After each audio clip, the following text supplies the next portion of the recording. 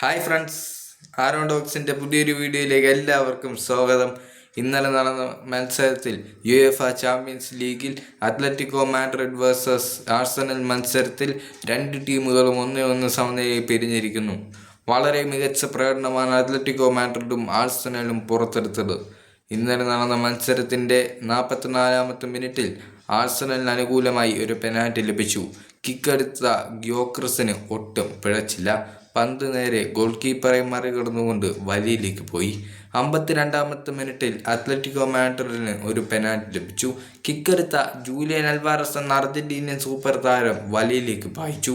പിന്നെ മത്സരം അവസാനിച്ചതോടുകൂടി വളരെ മികച്ച പ്രകടനമാണ് ഇരു ടീമുകളും കാഴ്ചവെച്ചത്. വാശിയേറിയ പോരാട്ടമായിരുന്നു അത്ലറ്റിക്കോ മാഡ്രിഡിൻ്റെ മൈതാനത്ത് കണ്ടത്. അപ്പോൾ എൻ്റെ വീഡിയോ ഇൻസ്റ്റാഗ്രാമിൽ കാണുന്നവർ ജസ്റ്റ് ഒന്ന് ഫോളോ ചെയ്യുക. യൂട്യൂബിൽ കാണുന്നവർ ആരോൺ ടോക്സ് എന്ന ചാനൽ മറക്കാതെ സബ്സ്ക്രൈബും ചെയ്യുക. അടുത്തൊരു വീഡിയോയുമായി ഞാൻ വീണ്ടും വരാം. It's me Aaron talks signing off with love and lot of respect.